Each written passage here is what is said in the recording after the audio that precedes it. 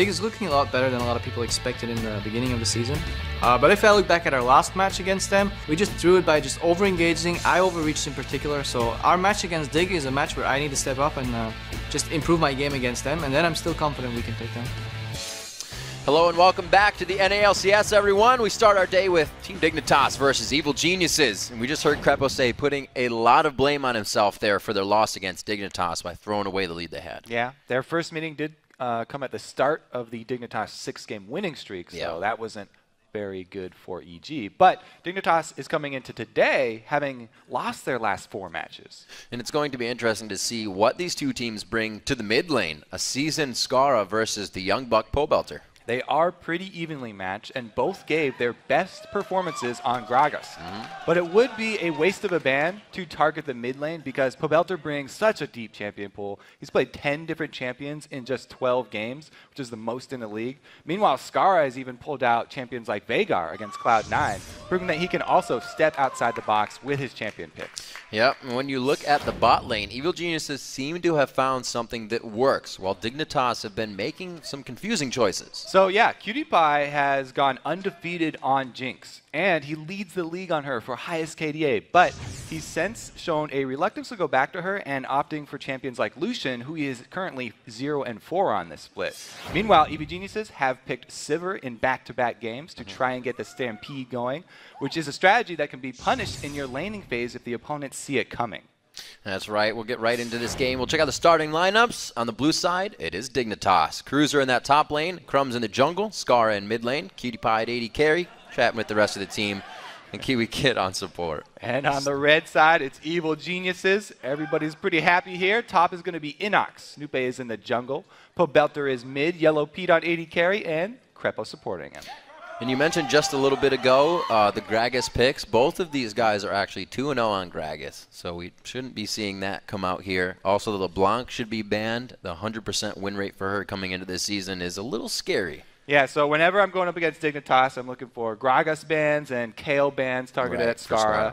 Skara has been going more towards long-range AP carries now, though, like Ziggs and Veigar. I guess that counts as well.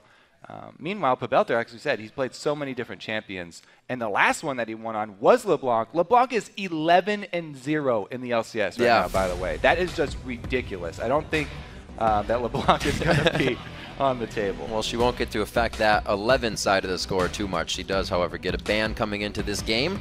And what, just simply as these ban comes in, could be the reason that everybody's shying away from Jinx so much, especially Cutie Pie. So Jinx does not have her own escape. That's one of the reasons why she's not used very much over in Korea. They never really latched onto her, especially with the popularity of Sivir late game. Sivir speeding up a whole bunch of bruisers is very hard for Jinx to deal with. Yeah.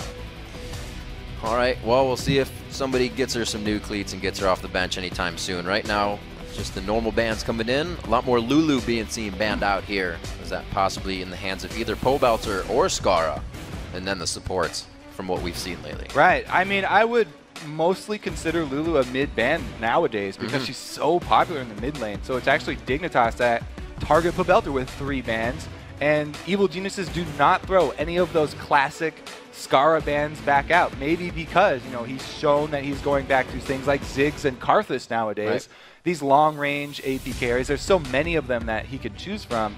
Nobody's really going to be banning out Karthus or something like that. No, but they will be first picking Elise when it is left up, so that'll be pretty good, which isn't too bad for Snoopy. He's not going to have to go on a new jungler unless he himself chooses it, because a lot were left up here in the banning phase. Right. He's got his pick of the litter now, and he's actually been a very diverse jungler. He's not been scared to pick up things he hasn't even played in months, so I think they'll be able to leave that jungle pick till later. They've even talked about how they just try and get very strong champions at the beginning and decide where those champions are going to be laning after they've already got their full set.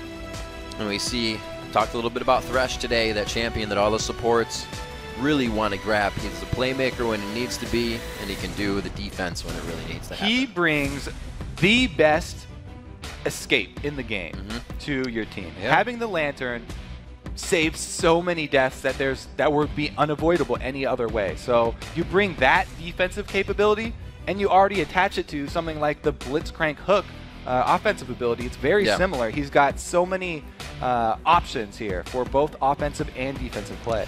The big man does slip by this game. He's actually going to be in the hands of Pobelter. Maybe. We did see Gragas in the jungle in the early part of this split. We haven't seen it too much lately on Dignitas's side. Since Annie has been banned out, that is played 7 times by Kiwi Kid. He's going to resort back to Leona. This will be his 3rd time on that champion. I do like that move, getting Kiwi Kid on something he's a little bit more uncomfortable with. We've seen the impact that his Annie, especially once he gets mobility boots and roams, can have on a game. The Trundle pick coming out. Cruiser has fared on that, or had tried a game on that, did not fare too well. So Dignitas is composing a team that they don't have too many wins from, but that Elise was still a very big pick for them in the priority. Pantheon being grabbed up on the side of Evil Geniuses, who's been having a good time in that early game jungle. Yeah, picking Trundle really early here is interesting from Dignitas because Inox is a player that loves playing carry top laners, and Trundle thrives against tanks. So Inox now is free to pick one of his carry top laners and not really have to worry as much about the Trundle ultimate as, you know, someone maybe if he had locked in like Mundo early. So I don't know, we might even see Inox going back to, there we are. Inox will be playing some type of carry. As we said, Evil Geniuses swap around the lanes once they have all their champions. So there's a couple options. Gragas or Pantheon could go in the jungle, but Pantheon in the long lane is very dangerous. Yeah. So it'll probably be the champion with the dash that will go up into that lane. That one will be Gragas this time around. Awesome pickup on both sides. So we get the Gragas and the Ziggs coming into both games. Both teams coming with wave clear and siege here. It should be an interesting matchup. I like this too by Evil Geniuses because they saved their top lane pick. I don't think he's going to go tank Gragas. It'll just be AP Gragas into this Trundle, and they're going to have so much damage, this EG team. And they won't really have to worry about who Trundle's ulting. And they're just going to try and split the team up and kill whoever they catch out of position. All right, as the teams made their selections, let's see who you guys selected to get the first win of the day here. According to LOLesports.com, 68% of you think that Dignitas will snap their losing streak, which is a little more, obviously, than I think EG fans would have wanted them to get. Yeah, this is definitely one of the closer votes, though. We've seen so many votes that being is true. 90%. That is true. All of the fans of the LCS seem to have very similar opinions on a lot of the matchups. This one, finally, a little dissent. And I think it's going to be a pretty interesting match. Like I said, more damage here from EG. I like this direction that they're going with because part of the problems have been they've been initiating and not having follow-up. When everybody's on a playmaker and everybody has the potential, the damage potential, then they won't hesitate. And they'll just go after whoever they knock out of the way with Gragas ulti, and they'll kill that target. Yeah. And everybody will, you know, be every man for himself. They'll have to dodge out after that. Everyone's moving. You don't have to really make the call. When the jungler makes that one extra step or whoever's throwing the initiation, then everybody's moving in on the fight. And that's what we've seen a lot of teams coming and having finally towards the mid part of the split. That's where we see a few of these wins kicking in. Right now, Dignitas 6-6 versus Evil Geniuses, 4-8 on the split. We'll see if they can put a win in the column here as they face off. We are in the Rift for your first match of the day. Also, having Pobelter on Zed is very beneficial for this EG team because in the games where EG does well, it's because Pobelter starts out well and he takes over the game. Zed is a perfect champion for completely taking over a game once you get a lead. If Pobelter can get that lead on Zed, he can split push by himself and deal with any of these champions. Trundle does not have a very easy time against Zed once he gets a couple items. So I really do like having Pobelter with that potential. Crumbs, though, he's really in a tight spot. Uh-oh, Crumbs not looking good. He does have that W, but he's going to go down very quickly. EG picking up first blood in the first minute. Yeah, he wandered a little bit too far into enemy territory there. Though, luckily, he did not panic and burn any summoners. No flash down for Crumbs. Well, he's back up. The respawn times aren't that long, so beneficial for him. Already back in the game, you were talking about Pobelter, Zed, and even more to have that aggression from the Pantheon in the jungle. You can get Pobelter going right away, especially with what happened so far. That first kill's his. Exactly. It's the early start that I was going to talk about for Pobelter. He's really gonna like that one because Zed versus Ziggs is all about can Zed ever get his kill on Ziggs, and with the Pantheon jungle, it makes that definitely a possibility. Scar's gonna have to play defensive, and it's gonna be a little rough for him. I think that he might even be giving up more CS than usual because he's so worried about the Pantheon jungle. Farming from afar with the Q. We'll see if Scar can get those bombs out and get the correct amount of CS. We all know Scar loves his CS, so I'm pretty sure he'll be able to get that still and keep himself in this game. They're both already trading as they get to the lane, and we'll see how this turns out from here. And I like where Pobelter went with his First Blood money. Pretty much every pre-minion wave level First Blood that we've seen in the LCS, everyone uses that money to buy a pink ward. Starting out the game with a pink ward, level 1, does a lot for your team. You can see he's already placed it in that small bush of the river. That will not be found out until the jungler roams through there, because the early stages of the game, there's a very low chance pink wards are going to be found. Only person really making a lot of moves at this time is the jungler. We'll see what kind of moves they will be making. We did see Snoopy going for the Wolves, as well as Crumbs making the same path, but he is already on the red. So Crumbs may be making himself apparent in these lanes a little bit quicker. 3 minutes into the game, we're still watching Pobelter versus Scar. Like we were saying, that old versus the young, and that lane is going to be, I think, pretty bloody as the game goes on. Yeah, Scar, he's all about trying to harass Pobelter while he's CSing. Area of effect damage from Ziggs. Inox does exactly the same thing with his Gragas, because all of his spells are AoE as well. And this is a really great matchup for Gragas as well. Crumbs and both Snoopy kind of hiding on the outside here. You can see the double buffs ticking away on them, and Snoopy is just kind of taunting Crumbs, telling him he knows he's there. But Inox, that Gragas barrel we don't talk about very much, has the attack speed debuff that Cruiser on Trundle actually has a steroid for, so he kind of negates that. It's a good tool for Inox to use to make sure that Cruiser will not want extended engages, because the attack speed debuff is definitely significant, and Cruiser doesn't get his buff unless he does put down his W. So I do like this matchup, and that's the benefits of counter picking. They were able to pick the Gragas and decide where they wanted him to go much later. You know, I do want to touch on that Snoopy point, because we just saw an interesting interaction with the junglers, even though nothing happened. Snoopy was aware that his top lane is pushed, and that's the most vulnerable lane for a gank. So he immediately went up there, but he didn't face check a bush. You never want to face check against the Lease. Meanwhile, doesn't have to be a face check. You just have to get close to that one. Hook, line, and sinker. Snoopy's persistence pays off in the top lane. Very well played by him, but it's Crumb's chance to answer here. Pobelter's on the far side, so he should be able to get out of this one. Like that, using the wall already, he positions himself for a quick out. You see Scar doesn't want any of that. And just simple movement. Pobelter playing it calm, cool, and collected. Gets himself out of that situation. Yeah. Didn't even have to use his shadow there. Good dodge on the cocoon. Pobelter showing his confidence. We'll see if they can get back for another one. Snoopy's pretty low in the jungle, so I don't think he'll be coming back too soon, but Crumbs' try in the middle has just left him as well, going back to farm up experience. A bit of a gold lead here for EG, now 800 in the lead, as we see Cutie Pie and Kiwi Kid trying to pressure, and Crepo, the Yellow Pete, right to the turret here. As Cutie Pie, you can see him interchanging those auto attacks to get damage onto Yellow Pete. Yeah, that's something we talk about a lot at the beginning of the games, is how Caitlyn's and Leona's like to push early so that they can get level advantage and fight with the creep wave as well as go for the early level 2 aggression. Now, that also does open you up to jungle ganks. So both junglers need to be looking at that lane. Crumbs for counter ganking and Snoopy just for regular aggression. Level 6 is very close in mid lane. You can see Skara using the rubber ducky to get away real quick, but he has not been back to buy, so he knew he was going to be taking quite a bit of damage. Who has been back to buy is Inox, and it looks like he's gone 3 rings for himself. And I like how Pobelter did not hesitate to shove that wave very quickly. He'd been shaving his shadow, so that as soon as Scar is gone, he can shove it into the turret, make him lose on CS, or force the jungler out into the open. Calls and up Crumbs. those 3 Doran's rings that you pointed out, they might come into effect pretty soon here, because Snoopy wants a repeat gank on Crumbs, or Cruiser.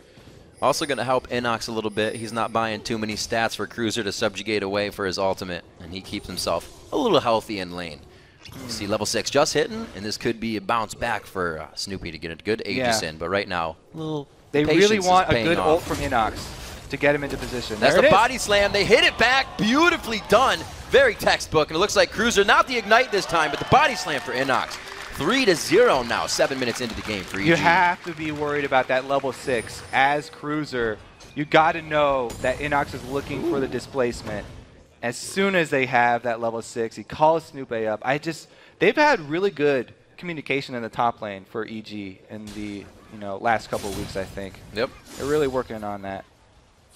A lot more patience to all of their plays. It doesn't look as erratic. They definitely have things tied down a bit more. 10,300 gold to the 9,100 right now of Dignitas. As Snoopy, all your lanes are winning. Start heading to the jungle. Start affecting the other jungler. Now, he hasn't charged up his passive yet, so he doesn't have the block, but he has gotten into position to counter the second blue, knowing that Crumb starts at his blue. Ooh. Whoa, close one. They were able to make sure that Scar doesn't get it.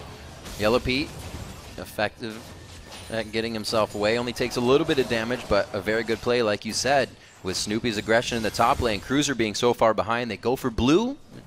EG starts to open up some opportunities. Right, so denying it from Scar is pretty big, but the next thing that we're going to look for from Snoop is his level 6 gank. The man drop is going to come in soon. They would like to use it on the bottom lane because then you can transfer any sort of kill or pressure from the bottom lane into a dragon objective. But the mid lane is also a pretty good choice because Pabelter post level 6 does have the ability to kill Scar, and Scar has not gone barrier, which is sort of common in many Zig players. Oh, wow. Give Cruiser Inox again. a little bit, and he will take everything. 210 health sit on Cruiser right now. The flash body slam coming in, and the blast barrel is going to be able to tech this one up. Another one for Inox. We're saying, yeah, Kobe. and there it was. At the mid, exact same time, the man drop does come in. They're able to take out Scar, and bottom lane gets a hook as well. Ooh, they didn't want that. Crumbs is there to help a little bit. They get good damage on the Kiwi Kid and Cutie Pie with the culling as they give themselves a little bit of breathing room as well. You were talking about Inox being on the carry carry top lanes rather. It seems to be working. Those are the champions he likes to play. Now, let's take a look at this actual gank. As Pantheon, when you're coming in, yeah, that death mark's going to be plenty. As Pantheon, when you're coming in, you use your Grand Skyfall. Start spamming your W as soon as the second circle shows up, because you can get even more range by queuing up that spell. And you can see as soon as Snoopy lands, he's able to get the stun and spear onto Scar, which is all that Pabelter needed, just that little bit of extra damage. And this definitely has Dignitas on their heels. They weren't even ready to pressure for Dragon coming off of that top turret. We see Cruiser trying to get a little bit of experience off the Wraith, so they're really gasping for air right now, at least in the early part of the game. Super well played by EG so far. Yeah, it's a huge benefit of going with the Pantheon jungle. You have very, very high potential for the early ganks, and he was able to stifle Crumb's early movements. As we said, he went to the top lane, which was his most vulnerable lane. He was looking not to gank himself, but just to counter Crumbs. And all he had to do was see Crumbs walking in the river, and they were able to delay the early game of Elise, which is really huge. Pabelter knows he can harass Skara while he goes for his Wraiths, and with that much control, they know they can easily take Dragon. They have vision to Cruiser in the top lane, just farming away freely, but that's all he can do. EG has set these things up for themselves perfectly. Pabelter going over the wall. Inox following him. This is a 5-man gank down bottom. It's a party in the bot lane. Cutie Pie is going to get the first present, but that cask just gives everybody a consolation prize. Inox getting good damage onto him. They turn one onto Crumbs, but that's going to be it for everything they put in the bottom lane. Snoop does not join. He actually goes to hold that mid lane. He has to be careful against Ziggs. As a jungler, especially a jungler who's building full damage, even CSing at your turret is sometimes a dangerous game, trying to hold for your mid laner, because Ziggs can get plenty of harass down. The turret does not always spell safety. 11 minutes into the game, definitely the case coming in for Dignitas. 6-0, a 4,000 gold lead already coming in for EG. That consists of the first Dragon and just multiple succession or ganks in the top lane, and they just went to the bottom lane. We saw Snoopy finally a Grand Skyfall in mid to take down Skara. They're making sure every lane loses hard for Dig. Yep, they're doing a really good job. The only lane really that Snoop hasn't visited was the bottom lane, and both of the solos that he ganked for went down bottom for him. So Yeah. Everybody really making their rotations around. And again, EG's in place, getting a little more damage on the turret. Dignitas is coming out of their base for at least a few of them here. Cutie Pie, Kiwi Kid still trying to return to that bottom lane where a wave is crashing into the turret. Pobelt are trying to keep map vision in their favor along with the kills. They're doing everything they need to stay on top here. And Dignitas, they want to try to cut this down soon, but nobody can get there to help. They're going for another Skyfall in the mid. Oh, he's forced to walk into this one almost. Goes for the Aegis. It's blocked in the same time, but they're still going to be able to get enough damage on the kill. Crumbs is always just a little too far away. Yep, no escaping that one again. Stupid gets the long W off to snag Skara. Oh, no way. It is safe to say that they are dominating this early game. Oh! Itsy Bitsy Spider came down quite hard on that one. 8-0 now. Almost 20,000 gold to their name. EG pushes. New word. We're going to write that one down. Pushes the mid lane, and now they're just going to open up this map. The last one there is the bottom turret. And they're probably going to get it by 15 minutes. This is just complete domination. This is, at this point, a lot of teams, if they were scrimming, this would be a start over for the scrim. They would probably be surrendering and starting it over. But Dignitas, they really, really are going to have a tough time farming at their own turrets. They really just have to wait out the storm here. And it's up to EG really to continue to make those aggressive movements. We'll probably continue to see Grand Skyfalls at turrets, looking for dives. Well, you still got Inox in the top lane. Gragas, no stranger to pushing a lane as hard as possible. And we can see that Inox in his last buy sold one of those rings to get his Athene's Unholy Grail. So got that extra ring for a little health in the lane to fight against Cruiser. Sold it off to pawn some more gold. Great work so far in the laning phase, and now kind of pressuring out into the fight phase as we see Dignitas has been having a little trouble around dragons and when 5 people approach bottom. But luckily for Dignitas, you know, this is a lot of damage here for EG and not a lot of tankiness. If they can catch somebody from the Fog of War, you know, Elisa's great at catching people. If she can actually get the jump on Snoopé, they might be able to get a lot of that gold back by picking up a kill on one of these full offensively built champions. Skara trying to build up the Zanyas and stack the tier in mid. We've seen him do that before when he's against the ADs, looking for that shield from the Seraphs in the long game as well as the Zanyas. Cruiser just kind of sitting and watching his turret go down. He's had such a rough game up here. Yeah. The early pick on Trundle not working out for them. Inox gets to play one of his carries, and again, there's a Grand Skyfall coming. Forcing the flash out of Scar. That means the Rubber Duck is going to have to come down. The Mega Inferno Bomb. One more hit. Oh, no. He levels up as well. Snoopé stuck though. There's nowhere to go. Oh, turret shot. He takes it. So he didn't want to give the assist money away. He effectively denied 50% of the gold there. So even though it looked like he went back and just killed himself, he was keeping the money away from Crumbs at least. There is a method to the madness. Yes. It'll work out for him in the end. 24,000. We'll say 19,000. Round up for Dig on this one because they are still behind quite a bit of gold. Dragons in 1 minute and 20 seconds. But you also have to remember when things happen this fast in a game, you still have a mid game and a late game for things to change. So it's completely not over. You're right. The Dragon will be up in a minute. That's a huge comeback mechanic because you get so much more bonus experience if you are lower than the average levels in the game.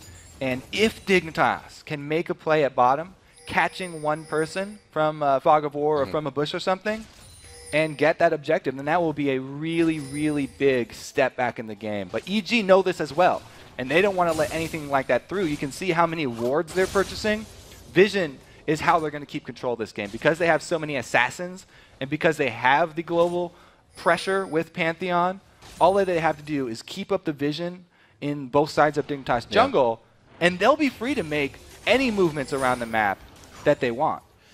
Well, I still have, I wonder, I haven't kept tabs on that single pink ward right down that Zed Pobelter placed in the beginning. It's lasted the whole game. That is the same ward. That's the first blood sitting right there. That's chilling. In the river. He's going to walk by it. Snoopy's going to use it right now. Inox coming down as well. It looks like they are trying to get a little more vision of the jungle as well as see what they can get out of Dignitas in the bottom lane. 4 versus 3 here. Even though there's a ward, it's not going to be enough time for them to get out. Well, we know a Kiwi Kid's going down. What else can they skewer in this one? They got a Cutie Pie and a Crumbs to go after here. Crumbs is a 1, 2, 3 count, and he goes down. We already see that Kiwi Kid has fallen, and they bounce Cutie Pie out of the fight, actually. Scara was trying to rush to bottom lane, but he gets the mid as they are scattering to push lane, scattering to get to a fight to disengage, but it's all just a few seconds too late, and the Dragon as well going to EG. I have to say, at least they had perfectly concentric circles right there. It looked pretty good from Dignitas. Now Scara does not have any spells left. He bounced him with him. Boop. Man, this is brutal, actually, to watch at this point because the second Dragon is off the table now since EG were the ones to make the move bottom, where I was looking for the comeback move from Dig. EG just kind of pulled the rug right out from under them, and they're looking to just capitalize on this red side of the jungle.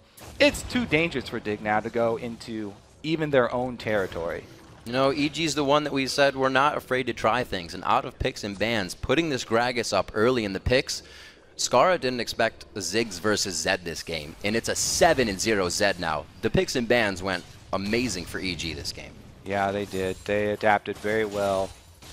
I don't know. This is a very, very tough situation for Dig. At least they got one of the pink wards down over by Baron, which is a key word for comeback. See, this is when it doesn't go well for your team, when the other one feels like they can initiate on any instance given to them. 13-1, 18 minutes in. It was almost under the turret that they got the man drop onto Kiwi Kid, but it doesn't matter. The turret's not really there to them. Well, you see, everyone always talks about Pantheon. Oh, yeah, well, he's only an early game-oriented jungler, but he gets your team ahead early, and then he has the perfect ultimate for a team that's really far ahead early, because he can force initiates. There's no way for Dig to get out of any of these man drops. He's going to guaranteed lock somebody down there if they stay by that circle, if they don't have flash. So he's using it constantly over and over on cooldown to just increase the lead. This is the definition of the snowball here. EG are doing a very good job. And the domino effect just completely multiplies because you're taking out Kiwi Kid, one of the hardest initiators for him, and when he melts as soon as he gets into the fight, then you have nobody to initiate anymore. So they're doing everything they need to on the side of EG to just stop this competition from Dignitas. The Seraph's Embrace trying to be finished up here by Scara as he charges that tier, but they're quite far off of those core items right now, which we are seeing in the inventories of EG. Oh, it doesn't see the pink ward there.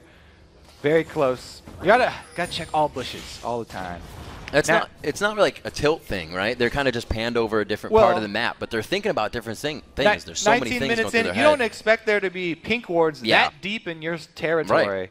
But EG, like I said, extremely far ahead right now. Dignitas, they have to get a pick at this point. And it's sad for them because their comp is really good at sieging up. You know, if they were on even footing here, Caitlyn Ziggs plus the Trundle for pillars is great at sieging up. But if you're down 10K gold at 19 minutes in, you can't really siege up. You have to just rely on trying to pick somebody out because you can't win.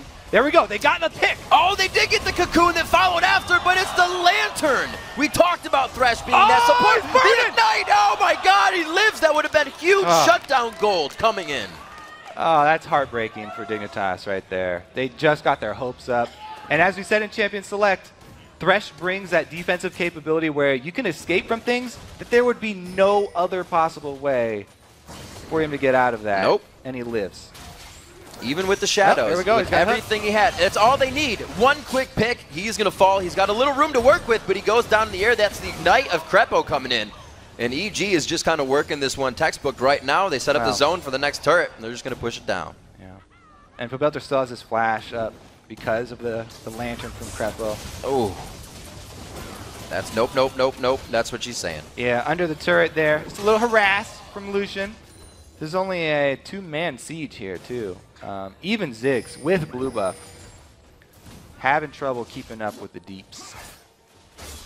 Well, they're not too far behind in levels. They are keeping up there, but the inventories aren't doing them any good in these fights. 5-1 in turrets, all that global gold in the pockets, 14 kills. Snoop is just, he's waiting for another Grand Skyfall. He was sitting up in that bush just looking for it, but Dignitas have backed off the turret wisely. because there is that guaranteed initiate, and they just give it up. Usually towards the end of a turret, a team will kind of start to pressure, and then engage the fight from getting antsy, but Dig knows they don't have much of a chance on that one right now. Trundle, you can see Cruiser, after having a tough time at top lane, he's 20 CS down, but he's only got himself the Spirit Visage, trying to keep himself healthy if he even does get engaged on with the Giant's Belt as well. Yeah. Oh, damn. Nowhere for Crumbs to go. That was a good dodge, but I think the last Q here, if he can hit it. Oh, he flash! wants it. Got the cocoon on the way back around. It looks like they're going to get an Inox onto this one. It's a big wall. He gets himself through. He actually dodges out on the ace in the hole, but he stands still like a gentleman for that one. All right, they got 1 kill to get back in this game. That's pretty big. You know, he had a bounty on him. He did 4 kills. 4 kills shut down. They killed 1 person, and Pobelter's split pushing while the rest of his team is not creating any pressure. It's a little bit dangerous, and it's the small window that Dig could have to get back in this game. So if they catch, again, another single person out, and if they catch Pobelter, you know, that's a 7-kill streak right there. So that would be a 500 extra gold. And you see, there was the same amount of wards in the top side of the jungle, but EG is going with the no fog of war strategy here on the bottom. Yeah. Pobelter has at least 3 or 4 wards above him. There were previously 9 on the map, so EG is making sure they keep themselves on top. They're not kind of saying, hey, we're in the lead, we should relax a little bit. They are going gung-ho on this right now, and Dignitas really cannot respond yet. Well, EG have had control of the entire map for a good 5 minutes here. Yeah. So their gold lead just continually increases as they're able to take every single source of gold on the entire map, and it just gets worse and worse for Dig. They have to catch people out. It's really their only option. EG look like they're going to be heading up towards Baron. That's a little bit risky, but it forces Dig out of the base, and it makes them choose between the split push and between the objective that is Baron. It's what EG wants. It's what we want. We want to see some fights. Pobelter does not have any sort of teleport or global ulti to get up there. So it's kind of like a bait from EG. They're like, all right, Dignitas, if you come all the way out here, you better use your time wisely. And it's kind of baiting them into starting Baron. But Dignitas, they do not want to get anywhere near that Baron, it looks like. 5 vs 4 even would be very rough for them. The Mega Inferno Bomb kind of gives them a bit of idea of where Skara is in distance, and now that fully lets them know he is off the Baron and they are off having a chance. So that gets started by Evil Geniuses. Looks like they're going to get a little bit more in their backpack before an initial push in here. It's still hard to get past the Cruiser on Trundle and the Skara on Ziggs. 4 men chasing Pobelter around, but they're just out of range and they won't be able to grab him. You can't chase a ninja. Doesn't work. You can chase him, but you can't catch him. Oh, I like it. You got me there. You can chase him.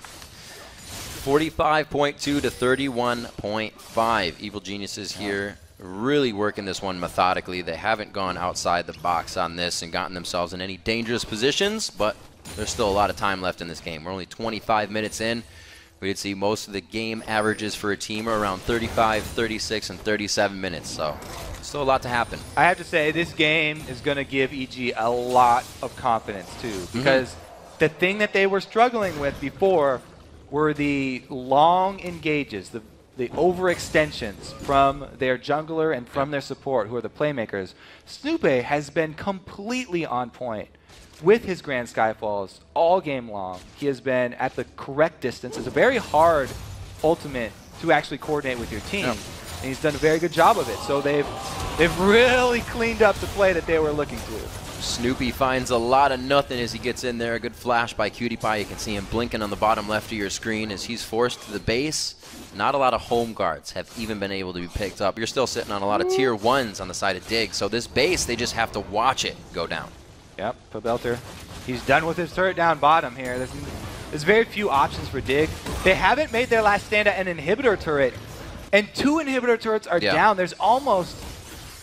I mean, the only other place that would be better to make a last stand would be at like the double Nexus turrets. Right. But that means that all of your inhibitors are already gone, and that would mean that they're sort of resigned to the Nexus explosion already. I guess they have to make their last stand at the mid turret now. Thought they had a little bit more, having that Cruiser and Skara ready to just stop a siege, but with EG split pushing their way to victory on this one. It looks like it could come quite soon. 8 turrets in their favor. 3 are left on the map for Dignitas here. And like you said, that mid one is going to have to be protected after those outer inhibitors go down. EG just has a run of the mill right now. They can do whatever they want. Yeah, so in Dignitas' position, like, while your inhibitor turrets are up, you're looking for that single pick on the outside, and you need a little bit of vision. But once the inhibitor turrets are down, you're pretty much confined to the base, and you have to sort of look for any position where you can get some extra tower damage, because there's no way that they can handle the 5 versus 5. And EG keeps this going all game 2. We remember just a bit back when they made Crumbs smite away the blue from Skara. Both Crumbs and Skara were already having a hard time at that portion of the game, so neither of them used the blue that they got. And EG has just been able to get under the skin of Dignitas every time for those buffs. There's almost been no chance for Dig to even make a play, make one call. They haven't made any move towards any objective, because EG have already taken everything on the map before Dignitas still looking for more. Now, Dignitas, as we said coming into this too, they're already on a losing streak. They went on that really nice winning streak, but now the tables have completely turned. And they're the ones that are going to have to start thinking about, how do we rebound? What do we need to focus on now? Now the week off seemed to kind of put a crutch on them. And they had that 3-game week with 2 losses coming in. There's the move. They're making the call at least. They're going for it. Almost there. The Talisman of Ascension was used there. Pole Belter still on the bottom side, now with a Guardian Angel. And Crepo still with his Talisman. EG ready to engage onto more, and Dignitas is just scrambling right now to save the base. Man, Pobelter even has a GA at this point, so even if they catch him, he'll probably take someone down while they kill him, and then he's just going to come back up with the GA proc. EG with the suffocation hold right now, just squeezing a little bit tighter every so often. Now the last inhibitor turret standing in middle for Dignitas. 38 seconds on a Dragon right now, but the Baron just wearing off here. Dragon could be worth some money, but Dig would have to get out of the base first. I'm going to give Inox credit for buying the Scrying Orb, but it's not really useful in this situation. When you're ahead, you know where Dignitas are. They're inside their base, so you don't really need it. It's pretty lit up. He bought it for style points, and I guess you sort of get half credit for that one. Well, a lot of the credit going to Inox is for kills as well. 4, 1, and 3 in that top lane, pulling the Gragas up there. It's not the first time we've seen it this season. I believe Quaz was one to try it as well, but a 7-0-0 Pole Belter, as he hasn't gotten any more kills, but that's only because Dignitas has been staying so far away. Exactly. There's nobody that can deal with him. As we said in the beginning of the game, if he gets a small lead, here we go. Oh, Skara gets jumped on right there. Inox able to come up with a kill. Cruiser doing what he can, trying to steal all those resistances. Yellow Pete's going to keep himself alive with a good peel from the team. EG looks to solidify the win here with a few final kills. Clock's around 30 seconds, but they should have enough time. Very, very well played from EG. They go with the all-damage team in the face of Trundle, and they execute it just beautifully.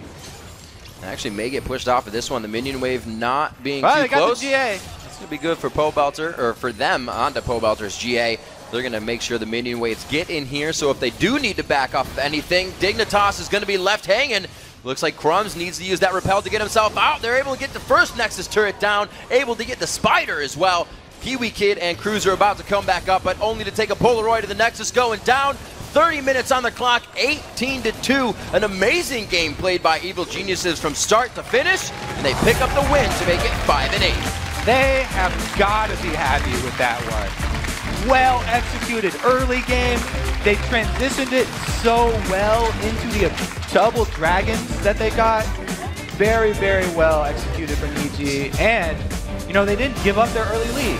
Even though Snoopy kept making aggressive moves, deep Skyfalls, it was always warranted because they knew where the rest of Dignitas were, and they knew they wouldn't be collapsed on, and they were able to get the kill almost every single time. Dig has to be pretty shook after that game. Crumbs being the shot caller, not to put the pressure onto Crumbs, just saying that shot caller, no calls really seemed to be made. It didn't seem like they were making bad calls, they just didn't have the chance. EG was always a step ahead, and when a team is a step ahead, we've heard, Curse say it about CLG. You want to try this? Oh no, we can't. We want to try this? Oh no, we can't. And that's just what you fall into. Yeah, I think Definitely, it's one of the worst positions to be in as a jungler when you make your first move and Snoopy saw him, so he went back into his jungle. Right, up top. Then, the enemy jungler made a successful gank. That makes you feel bad. It makes you feel like you need to make something up and you need to go make something happen somewhere else. Yeah. But again, it was Snoopy. Crumbs was not able to answer anywhere, and it really just was out of control that game, I have to say. And that, Snoopy coming in on that was a 0-1 for him on Pantheon. So he now evens up that score for himself, and that was a completely different showing than the first time we saw him. It was a little bit of a scramble, and he really didn't get the early game aggression of Pantheon out, and the whole team felt it. I mean, you do when you can't gank for your team. Yeah, it was very well played by him. The side lane gank at top lane is something that sort of fell out of style. Yeah. Because sometimes it costs you a lot. It's kind of a gamble. If the enemy top laner senses it, then you're just going to waste a whole bunch of time just sitting there watching. But it paid out really, really well. And then he returned to the lane while cruiser summoners were down and completely just kind of get strung out in the top lane. We got to mention the champion select. Picking Gragas, I think the third pick. Was it the third pick? And that Gragas was for Inox in the top lane. Skara went with the Ziggs right after that, thinking, Gragas, Ziggs, it'll work. I think it was their first two picks, Thresh and Gragas. Right, Thresh so they're and like, first two. You don't want to give Skara Gragas. Right. Get this one off the table, and you're against Zed. Exactly. They saved it, as we said. These solo laners can play whatever they want. All right, guys. So a first-hand account of the game. We're going to send it down to Jat right now. Thank you very much, Riv. Of course, I'm joined by Pobelter, who just had an amazing game on Zed. But first things first, what were you expecting coming into this game? Well, in picks and bans, we had a strategy coming into this. We wanted to play Yasuo, but then they banned it out, so we just decided that we'd play our standard game. So after he picked Ziggs, I knew that I could pick Zed and do well. So the game just kind of, we got a kill on level 1, and the game just kind of snowballed out from there. Yeah, talk to me about that kill at level 1, actually, because kind of at an observer's glance, it looked like he kind of walked into it, but was something else going on there?